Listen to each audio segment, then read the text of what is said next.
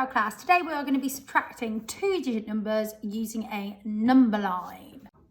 So my calculation that we're going to do first is 32 subtract 26 equals. So remembering our stem sentence for our subtractions, minuend minus subtrahend equals the difference.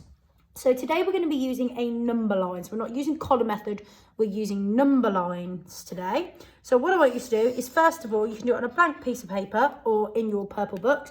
You need to draw a number line, just like this one. So we need to position the minuend, that's our number at the beginning of our subtraction, on the number line. Now when we add on a number line, we usually put the largest add end in an addition at the beginning of the number line. But because we're subtracting, we need to put our minuend on the opposite side. So I'm going to place the 32 just here.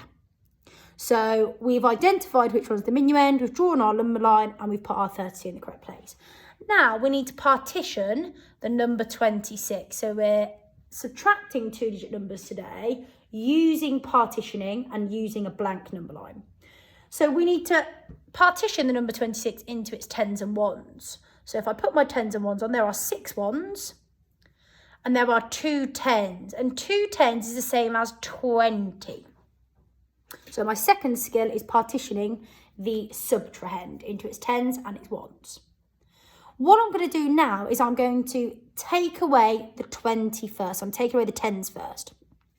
So on my number line, I'm going to draw a big jump. I need to subtract 20. So I'm going to write at the top, subtract 20. Now, when we're subtracting tens, I know there are 0 ones in 20. So my ones digit stays exactly the same. So out of 32, if I put my tens and ones on, I know the 2 is going to be exactly the same. So I can write my 2 in already. That's my ones. But my 3 is going to change because I need to subtract 2 tens from 32. So that means I need to subtract 2 from 3. And I can do that very easily. I can either count back 2 tens from 30, so 30, 20, 10, or I could make it easier by covering my ones digit and covering my 0 in my 20 and doing 3 subtract 2. So 3 fingers, take away 2 of them, I get 1. But I know that that 1's not worth 1, it's worth 1 10. So I've placed my minuend on my number line. I have partitioned my subtrahend into its tens and ones. I've subtracted the tens and I've got 12, but I'm not finished. Now I need to subtract the ones. So I've subtracted those tens, I've got the ones left. So now I need to subtract 6. So I'm going to put minus 6. And I need to count backwards from 12. So I'm going to have 6 fingers ready. Hopefully you can see that. And I'm going to count back. So 12, 11, 10, 9, 8, 7, 6. So my answer to 32 subtract 26 would be 6 using my number line method. Now you could also, because 26 is quite near to 32, you could find the difference by counting on from 26 to 26, 27, 28, 29, 30, 31, 32, and that would give you the same answer. So if we were looking at which way was more efficient, well, finding the difference would be the most efficient way. But today, this is me showing you how we can do it using the number line method, and that's what we're concentrating on today. We're not trying to find the difference, we're not using column method, we are using blank number lines. Now let's try another one. So 78 subtract 49 equals, so minuend minus subtrahend equals the difference. Again, today we are using the number line method, so I'm going to draw my number line. And my first job is to figure out which one's the minuend and where is it going on my number line. Remember, it's different to the addition. So my minuend is 78. When I'm adding, I place the largest add end at the beginning of the number line, but because I'm subtracting, my minuend in my subtraction is going to go on the opposite side like that.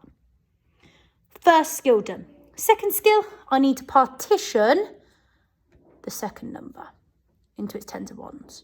So I've got 9 ones and I've got 4 tens, which is the same as 40. It's not the same as 4 because 4 is a ones digit. 40 is the tens digit. So 40 and 9. I'm now going to subtract my tens. So I need to subtract 40. That's this number here. So I can cross that one out.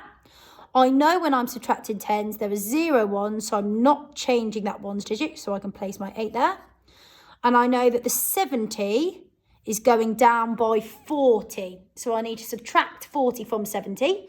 I can make it easier by doing 7 subtract 4. So if I want to, I can do that in my head, or I can grab my fingers. 7, 6, 5, 4, 3. And again, I can check that by starting at 78 and subtracting 4 tens. So 78, 68, 58, 48, 38. And I'd get this answer.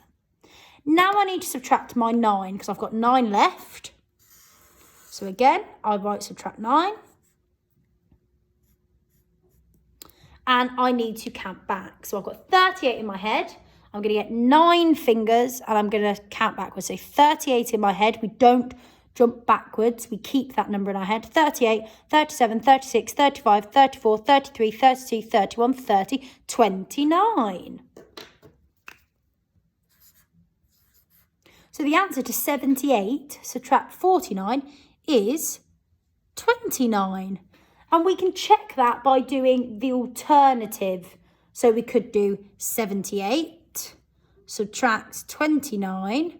Will it equal 49? And you could work it out the same way. Or we could do the inverse. We could do 49, add 29, and see whether we get 78, which we would.